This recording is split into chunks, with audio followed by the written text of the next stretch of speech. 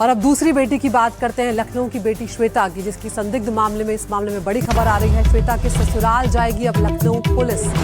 4 दिनों के बाद खुलेगा भूपेंद्र के घर जो है उसे खोला अब जाएगा। घटना के बाद से ही सास और देवर भी यहां पर फरार चल रहे हैं। तो अब इस मामले में भी जांच तेज करती हुई पुलिस नजर आ रही है। अब भूपेंद्र का घर खोला जाएगा। श्वेता की संदिग्ध मामले में जिस तरह से मौत हुई थी, उसने भी कई सवाल यहां पर खड़े कर दिए और परिवार सीधे तौर पर यह कह रहा है कि यहां पर हत्या ससुराल की तरफ से की गई है। विवेक शाही हमारे संवाददाता हमारे साथ जुड़ गए हैं। विवेक, अब यहां पर जांच तेज होती जा रही है, भूपेंद्र का घर यहां पर खुलने जा रहा है, क्या कुछ कार्रवाई करने जा रही है पुलिस?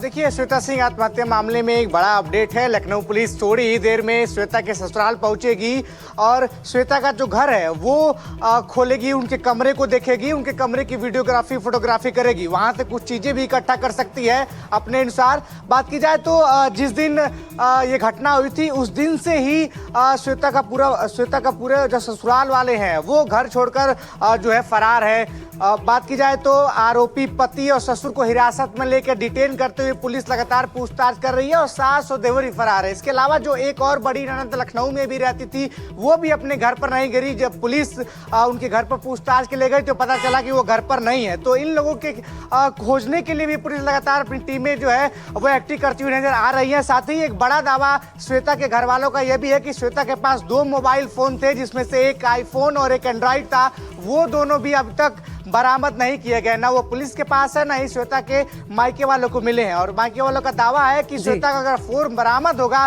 तो उसमें कुछ अहम चीजें, व्हाट्सएप चैट या कुछ ऐसे सबूत निकल के सामने आ सकते हैं जो इस केस को और मजबूती दे सकते हैं। आज आप नजर बनाए रखिए विवेक, हम लौटेंगे आपके पास। फिलहाल शुक्रिया आपका इस तमाम जानकारी के लिए। तो यहाँ पर इस मामले में भी पुलिस ने अब कार्रवाई को तेज कर दिया। आगे बढ़ रहे हैं, अब दिल्ली से बड़ी खबर सामने आ रही है। राजेंद्र नगर में 2 महिलाओं के शव मिले हैं एक ही घर से, और घर में जब ये शव मिले हैं उसके बाद सनसनी फैल गई है पूरे इलाके में। दिल्ली के राजेंद्र नगर इलाके के एक ही घर से 2 महिलाओं के शव मिले हैं। 60 और 70 साल बताई जा रही है दोनों महिलाओं की उम्र। जब घर से आसपास वालों को बदबू आने लगी उसके बाद ये राज जो है वो खुला है। मामले की जांच अब पुलिस यहाँ पर कर रही है। न्यू राजेंद्र नगर के आर ब्लॉक की एक घटना बताई जा रही है। दिल्ली के सेंट्रल डिस्ट्रिक्ट राजेंद्र नगर में 2 सीनियर सिटीजन महिलाओं के शव मिले, जिसके बाद सनसनी फैल गई है। दोनों महिलाएं, एक की उम्र 60 साल, दूसरी की 70 साल बताई जा रही है। पड़ोसियों का ये कहना है कि दोनों महिलाएं उम्र के कारण चलने फिरने में लाचार थी। मामले में पुलिस ने अपनी जांच को अब आगे बढ़ा दिया है कि क्या घर में कोई दाखिल हुआ था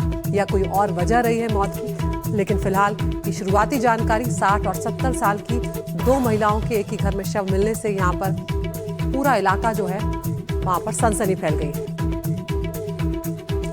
मुकेश सिंह सेंगर हमारे सहयोगी हमारे साथ जुड़ गए हैं। मुकेश, क्या कुछ डिटेल्स इस मामले में अब तक मिल पाए हैं? कौन है ये दोनों महिला, क्या एक ही परिवार से हैं और क्या मौत का कारण पता चल पाया है?